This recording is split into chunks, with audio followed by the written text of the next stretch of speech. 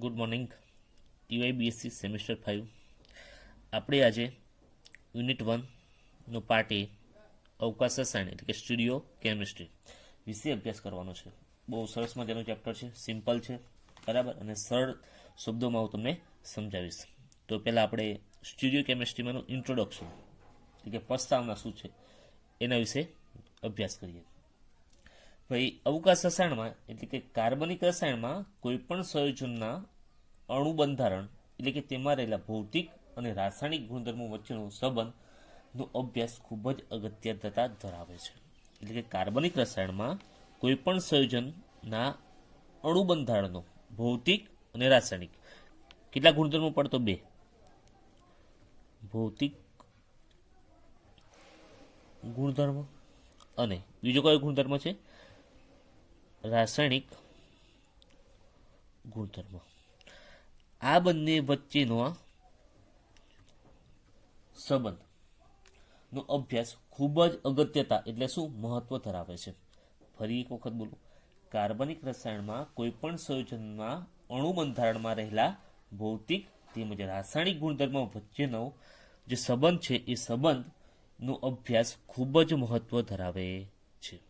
અને આ કાર્બનિક સંયોજન એટલે કે સ્ટુડિયો કેમિસ્ટ્રીમાં રહેલા કોઈ પણ અણુ છે એ અણુનું બંધારણના ભૌતિક અને રાસાયણિક ગુણધર્મો સમજવા માટે શું કરે છે? ખૂબ જ અગત્યતા ધરાવે છે. તો પહેલાં વાત કરીએ સ્ટુડિયો કેમિસ્ટ્રી એટલે શું, બરાબર? એટલે અવકાશ રસાયણ કોને કહેવાય?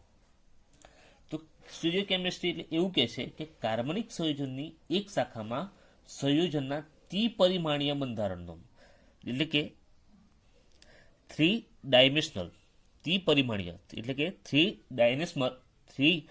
ડાયમેન્શનલ બંધારણનો અભ્યાસ કરવામાં આવે છે અને તેના આધારે સંયોજનના ભૌતિક અને રાસાયણિક ગુણધર્મ સમજાવવાનો પ્રયત્ન કરવામાં આવે છે.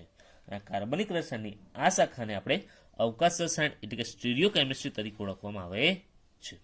તો પહેલા લખીએ આપણે એની ડેફિનેશન. સ્ટીરિયો કેમિસ્ટ્રી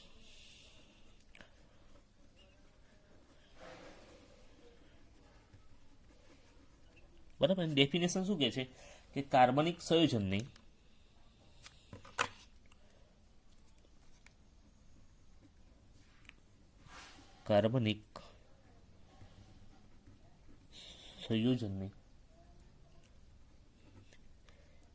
એક શાખામાં સંયોજનના ત્રિપરિમાણીય એટલે કે 3 ડાયમેન્શનલ સંયોજનના ત્રિપરિમાણીય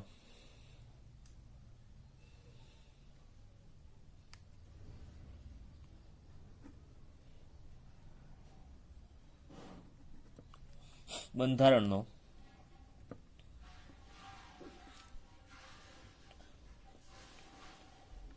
અભ્યાસ કરવામાં આવે છે. ફરી વખત સ્ટીરિયો કેમિસ્ટ્રી એટલે શું કે કાર્બનિક સંયોજનની એક શાખામાં સંયોજનના ત્રિપરિમાણીય બંધારણનો શું કરવાનો છે?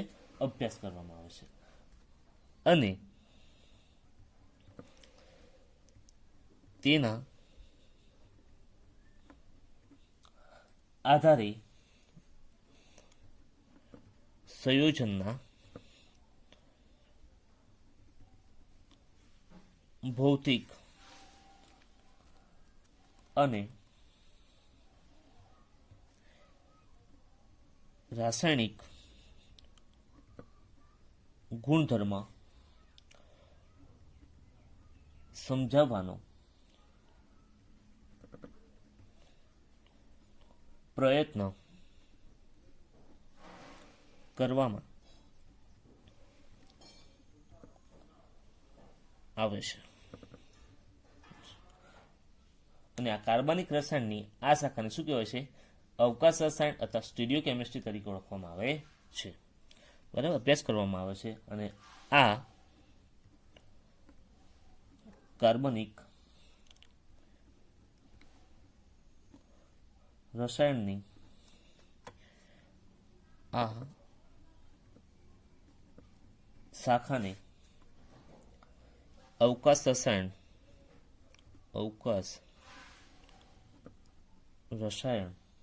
અથવા સ્ટીરિયો કેમિસ્ટ્રી તરીકે ઓળખવામાં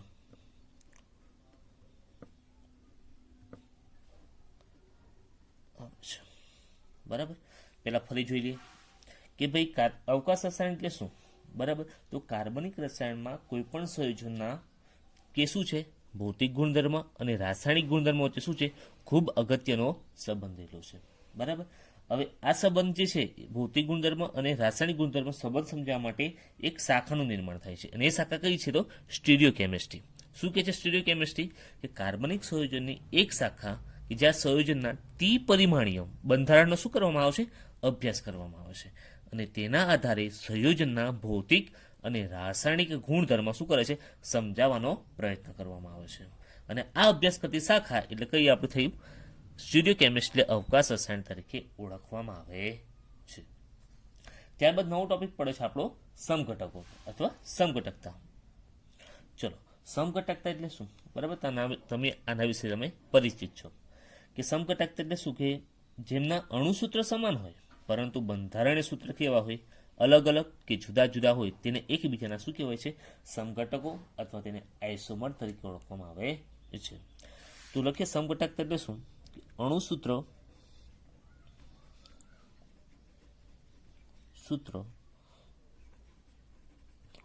સમાન હોય પરંતુ બંધારણીય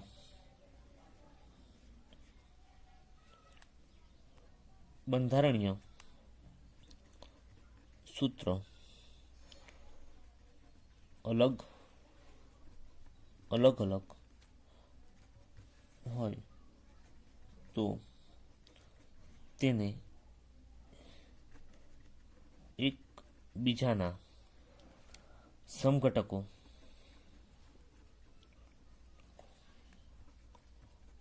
કહે છે. બરાબર, અને આ ગુણધર્મને શું કહેવાય એની સમઘટકતા. બરાબર, આપણે સમઘટકો પહેલા સમજ્યા કે એક જ સરખા શું હોય અણુસૂત્ર કેવા હોય સમાન હોય પરંતુ તેના બંધારણીય સૂત્ર કેવા હશે અલગ અલગ એટલે કે જુદા જુદા હોય તો તેને એકબીજાના શું કહેવાય સમઘટકો અને આ ગુણધર્મને તેને શું કહેવાય છે એની સમઘટકતા તરીકે ઓળખવામાં આવે છે. અને આ ગુણધર્મને શું કહેવાય છે સમઘટકતા કહે છે. ફરી એક વખત પહેલા એવું પૂછે કે સમઘટકો એટલે શું? કે જેમના અણુસૂત્ર સમાન હશે પરંતુ બંધારણીય સૂત્ર કેવા હશે જુદા જુદા હશે તેને એકબીજાના શું કહેવાય છે સમઘટકો તરીકે ઓળખવામાં આવે છે. અને આ ગુણધર્મને લીધે જે ઉત્પન્ન થાય છે એને શું કહેવાય છે એની સમઘટકતા તરીકે ઓળખવામાં આવે છે. એ સમઘટકતાના પણ મુખ્ય કેટલા પ્રકાર પડે તો બે પ્રકાર. કેટલા પ્રકાર પડે છે? બે પ્રકાર પડે છે. સમઘટકતાના કેટલા પ્રકાર પડે છે? બે પ્રકાર પડે છે. પહેલી સમઘટકતા છે કઈ છે? બંધારણીય સમઘટકતા.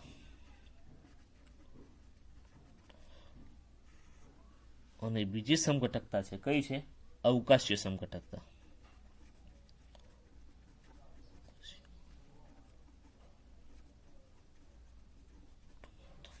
બરાબર, સમઘટકોના મુખ્ય બે પ્રકાર પડે બંધારણીય સમઘટકતા અને અવકાશીય સમઘટકતા. હવે વાત કરવાની છે આપણે બંધારણીય સમઘટકતા. ફરી એક વખત સમઘટકો કોને કહેવાય અથવા સમઘટકતા કોને કહેવાય? કે જેમના અણુસૂત્ર સમાન હશે પરંતુ બંધારણીય સૂત્ર કેવા હશે અલગ અલગ હશે તેને એકબીજાના શું કહેવાય સમઘટકો કહે છે. અને આ ગુણધર્મને શું કહેવામાં આવશે સમઘટકતા તરીકે ઓળખવામાં આવે છે. અને સમઘટકતાના મુખ્ય કેટલા પ્રકાર પડે છે તો બે પ્રકાર પડે છે. એક છે બંધારણીય સમઘટકતા અને બીજી છે અવકાશીય સમઘટકતા. એમાં વાત કરીએ આપણે બંધારણીય સમઘટકતા. તો બંધારણીય સમઘટકતા વિશે વાત કરીએ. આમ તો FIBSC સેમિસ્ટર 1 માં આપણે બંધારણીય સમઘટકતા વિશે અભ્યાસ કર્યો છે. હવે થોડુંક ડીપમાં જોઈ લઈએ કે બંધારણીય સમઘટકમાં અણુમાં આવેલા પરમાણુ કે સમૂહની ગોઠવણી કેવી થયેલી હોય છે અલગ અલગ પ્રકારે થયેલી હોય છે.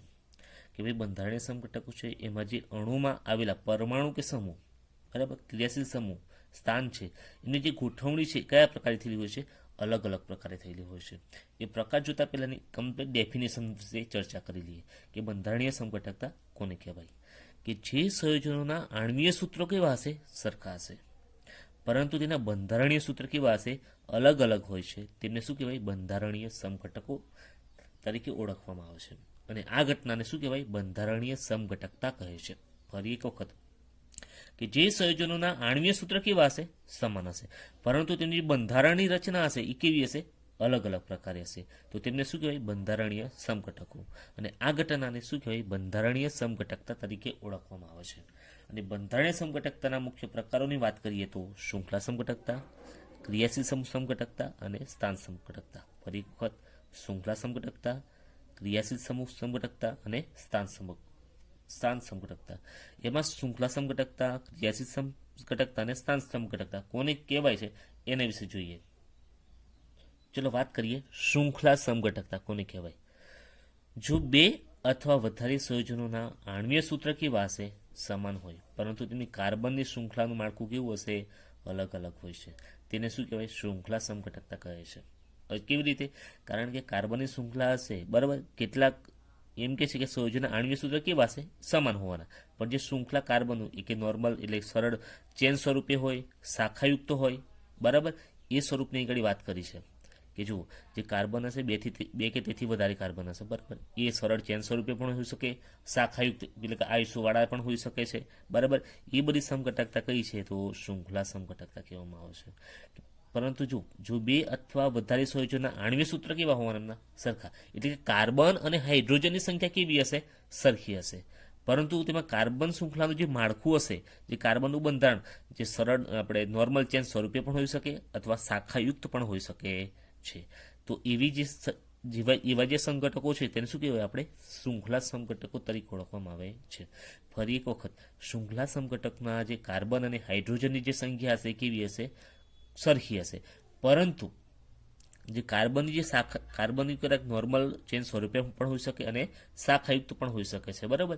એવી જે રચના હોય ને આપણે શું કહીએ છીએ, શૃંખલા સમઘટકતા તરીકે ઓળખવામાં આવે છે. ડેફિનેશનનો ફરી એક વાત કરી લઈએ. જો બે અથવા વધારે સંયોજનોના આણ્વીય સૂત્ર કેવા હશે, એક સમાન હોય, પણ તેમની કાર્બન શૃંખલાનું માળખું કેવું હશે, એટલે બંધારણ કેવું હશે, અલગ અલગ હોય, તો તે આ સંયોજનોને શૃંખલા સમઘટકો કહેવામાં આવે છે. અને આ ઘટનાને શું કહેવાય, શૃંખલા સમઘટકતા કહે છે. ઉદાહરણ તરીકે એન બ્યુટેન અને આઇસોબ્યુટેન. એન બ્યુટેન અને આઇસોબ્યુટેનમાં કાર્બન અને હાઇડ્રોજનની સંખ્યા કેવી છે, સરખી છે, પરંતુ તેનું બંધારણ છે કેવું છે, અલગ અલગ છે. તો પહેલા જોઈએ એન બ્યુટેનનું, બરાબર. એન બ્યુટેનનું બંધારણ સૂત્રની વાત કરીએ આપણે, કાર્બન બંધ હાઇડ્રોજન, હાઇડ્રોજન, હાઇડ્રોજન, કાર્બન બંધ હાઇડ્રોજન, બંધ હાઇડ્રોજન, બંધ કાર્બન, બંધ હાઇડ્રોજન, બંધ હાઇડ્રોજન, કાર્બન બંધ કાર્બન હાઇડ્રોજન, કાર્બન બંધ હાઇડ્રોજન, કાર્બન બંધ હાઇડ્રોજન. જુઓ, આ જે છે બંધારણ સૂત્ર છે નોર્મલ બ્યુટેન છે, એટલે કે ચેન સ્વરૂપે છે, બરાબર, સરળ શૃંખલા વાળું છે, બરાબર. એન બ્યુટેનમાં જોઈએ તો 1 2 3 4 4 કાર્બન છે. હાઇડ્રોજનની વાત કરશું તો 1 2 3 4 5 6 7 8 9 અને 10, બરાબર. હાઇડ્રોજનની સંખ્યા પણ કેટલી છે, 10 છે. એવી જ રીતે આપણે બીજું એક ઉદાહરણ જોઈએ, આઇસોબ્યુટેન.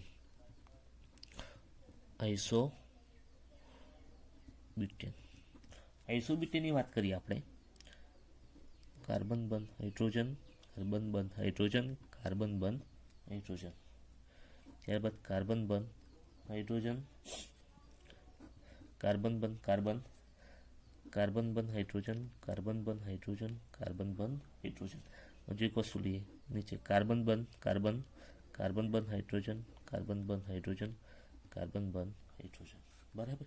આમાં પણ કાર્બનની સંખ્યા ગણી લઈએ તો 1 2 3 4, કાર્બનની સંખ્યા પણ કેવી છે, સમાન છે. હાઇડ્રોજનની વાત કરીએ 1 2 3 4 5 6 7 8 9 અને 10, હાઇડ્રોજનની સંખ્યા પણ કેવી છે, સમાન છે. તેમના આણ્વીય સૂત્ર કેવા છે? સરખા છે. પરંતુ જ્યારે બંધારણની વાત કરીએ તો બંધારણની દ્રષ્ટિએ કેવા છે? આ શાખાવાળું છે અને આ કેવું છે? સરળ શૃંખલાવાળું છે. બરાબર. તો જે આવા જે સંયોજનો છે ને આપણે કઈ સમઘટકતા તરીકે ઓળખીએ? શૃંખલા સમઘટકતા તરીકે ઓળખવામાં આવે છે. ત્યારબાદ બીજો પ્રકાર પડે છે એનો સ્થાન ક્રિયાશીલ સમઘટકતા. ચલો વાત કરીએ ક્રિયાશીલ સમૂહ સમઘટકતા. હવે તમને આઈડિયા આવી જવું જોઈએ આમાં શું હશે? આમાં પણ તેમના આણ્વીય સૂત્ર કેવા હશે? સમાન હશે. પરંતુ તે ક્રિયાશીલ સમૂહ હશે, પરંતુ ક્રિયાશીલ સમૂહ કેવા હશે? અલગ અલગ, એટલે કે જુદા જુદા હોય તેને શું કહેવાય? ક્રિયાશીલ સમઘટકતા તરીકે ઓળખવામાં આવશે. ફરી એક વખત, કે જેમના આણ્વીય સૂત્ર સમાન હશે પણ તેની અંદર જોડાયેલા જે ક્રિયાશીલ સમૂહ હશે, આલ્ડીહાઇડ હોય, કીટોન હોય, એ કેવા હશે? અલગ અલગ હોય તો તેને શું કહેવાય? ક્રિયાશીલ સમૂહ સમઘટકતા તરીકે ઓળખવામાં આવે છે. અને ત્રીજો પ્રકાર પડે છે એનો સ્થાન સમઘટકતા. સ્થાન સમઘટકતા આપણે એને જ અનુરૂપ. હવે સ્થાન સમઘટકતામાં તેમના શૃંખલા સમઘટકતા પણ સમાન હોય, ક્રિયાશીલ સમૂહ સમઘટકતા પણ સમાન હોય, પરંતુ જે જોડાયેલા સમૂહ છે એ સમૂહનું સ્થાન કેવું હોય? અલગ અલગ હોય તો તેને શું કહેવાય? સ્થાન સમઘટકતા તરીકે ઓળખવામાં આવશે. ફરી એક વખત, કે સ્થાન સમઘટકતામાં શૃંખલાના બંધ સમાન હોય, ક્રિયાશીલ સમૂહ સમાન હોય, પણ પરંતુ ક્રિયાશીલ સમૂહ જે જોડાયેલું છે એ ક્રિયાશીલ સમૂહનું સ્થાન કેવું હશે? અલગ અલગ હશે તો તેને શું કહેવાય? સ્થાન સમઘટકતા તરીકે ઓળખવામાં આવે છે. ફરી એક વખત, કે સ્થાન સમઘટકતામાં શૃંખલામાં બંધ પણ સમાન હોય, ક્રિયાશીલ સમૂહ પણ સમાન હોય, પરંતુ ક્રિયાશીલ સમૂહનું સ્થાન હશે એ કેવું હશે? અલગ અલગ હશે તો તેને શું કહેવાય? સ્થાન સમઘટકતા તરીકે ઓળખવામાં આવે છે. તો બંધારણીય સમઘટકતા એટલે શું અને તેના આપણે પ્રકારો વિશે પણ ચર્ચા કરી. ત્યારબાદ એક બીજો પ્રકાર પડે છે એનો કયો છે? અવકાશીય સમઘટકતા. ચલો આગળ વાત કરીએ અવકાશીય સમઘટકતા. તો અવકાશીય સમઘટકતામાં શું છે? તો અવકાશીય સમઘટકોમાં અણુમાં આવેલા પરમાણુ કે સમૂહની અવકાશમાં ગોઠવણી કેવી હોય છે? અલગ અલગ રીતે થયેલી હોય છે. એટલે કે ત્રિપરિમાણીય અવકાશીય રચનાની બાબતમાં કેવા હોય છે? અલગ અલગ હોય છે. તેને શું કહેવાય? અવકાશીય સમઘટકતા. તો અવકાશીય સમઘટકોમાં અણુમાં આવેલા પરમાણુ કે સમૂહની અવકાશમાં જે ગોઠવણી હશે કેવી હશે? અલગ અલગ, કે 3D ફોર્મમાં. બરાબર. જે 3D ફોર્મનું બંધારણ હશે એમની ગોઠવણીમાં જે ક્રિયાશીલ સમૂહ જોડાયેલા હશે, સ્થાન હશે એ કેવું હશે? અલગ અલગ થયેલું હશે. બરાબર. અને એના લીધે જે ઉત્પન્ન થતી સમઘટકતાને આપણે અવકાશીય સમઘટકતા કહીએ છીએ. ફરી એક વખત, કે અવકાશીય સમઘટકોમાં અણુમાં આવેલા પરમાણુ કે સમૂહની અવકાશની ગોઠવણી કેવી હોય છે? અલગ અલગ. 3D ફોર્મમાં જે આપણે જોઈએ છીએ તે ફોર્મ અલગ અલગ રીતે થયેલું હશે. એટલે કે ત્રિપરિમાણીય અવકાશીય રચનાની બાબતમાં કેવા હશે? અલગ અલગ હશે. પણ એના પણ કેટલા પ્રકાર પડે છે? 2 પ્રકાર પડે છે. તો જોઈએ આપણે. ચલો ફરી એક વખત જોઈ લઈએ. સમઘટકો, આઇસોમર. સમઘટકોના મુખ્ય કેટલા પ્રકાર પડે? 2. અવકાશીય સમઘટકો અને બંધારણીય સમઘટકો. એમાં બંધારણીય સમઘટકો વિશે આપણે ચર્ચા કરી. કેટલા હતા? 3. શૃંખલા સમઘટકો, ક્રિયાશીલ સમૂહ સમઘટકતા અને બીજું હતું સ્થાન સમઘટકતા. અહીં અવકાશીય સમઘટકોની વાત કરીએ તો તેના મુખ્ય 2 પ્રકાર પડે છે. એક કન્ફર્મેશન અને કોન્ફિગ્યુરેશનલ. ફરી એક વખત, કન્ફર્મર અને કોન્ફિગ્યુરેશનલ. કોન્ફિગ્યુરેશનલના પણ મુખ્ય 2 પ્રકાર પડે. પ્રકાશીય સમઘટકો અને ભૌમિતિક સમઘટકો. એમાં આજે વાત કરીએ આપણે કન્ફર્મર કોને કહેવાય. બરાબર. જુઓ ફરી વખત અવકાશી સમઘટકોની ડેફિનેશન જોઈ. ત્યારબાદ અવકાશી સમઘટકોના મુખ્ય કેટલા પ્રકાર પડે? 2. કન્ફર્મર અને કોન્ફિગ્યુરેશનલ. અને કોન્ફિગ્યુરેશનલના મુખ્ય 2 પ્રકાર પડે. પ્રકાશી સમઘટકો અને ભૌમિતિક સમઘટકો. એમાં વાત કરીએ કન્ફર્મર. તો કન્ફર્મર કોને કહેવાય?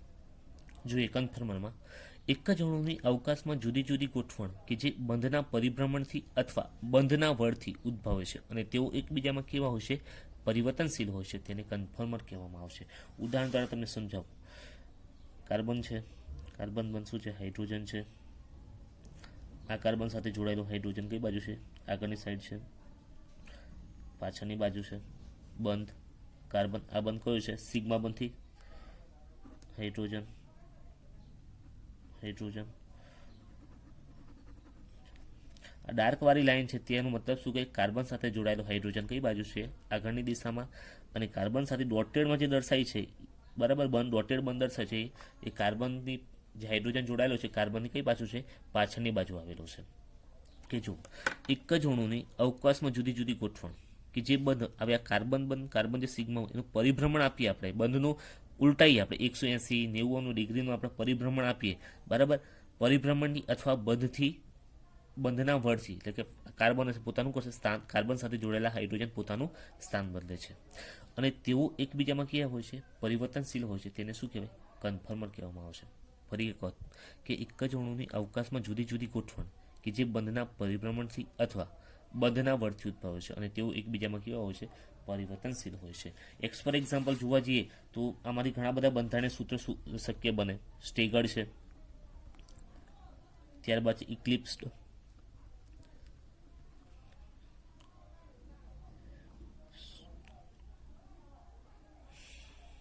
સ્ટેગર્ડ પછી આ છે ઇક્લિપ્સ, ત્યારબાદ છે ગ્યુસ, બરાબર. આમે એક જ અણુની આપણે અવકાશમાં શું થાય? જુદી જુદી ગોઠવણ, એમાં બંધનું પરિભ્રમણ આપવામાં આવે અથવા બંધનું વળ પરિભ્રમણ આપવામાં આવે, બરાબર. એટલે શું બને? બંધારણ સૂત્ર શક્ય બને, અને તેઓ કેવા હોય? એકબીજામાં પરિવર્તનશીલ હોય છે. તેને એકબીજાને શું કહેવાય છે? કન્ફર્મર તરીકે ઓળખવામાં આવે છે. ત્યારબાદ વાત કરશું આપણે અગાઉના નેક્સ્ટ વિડીયોમાં પ્રકાશીય સમઘટકતા એટલે શું.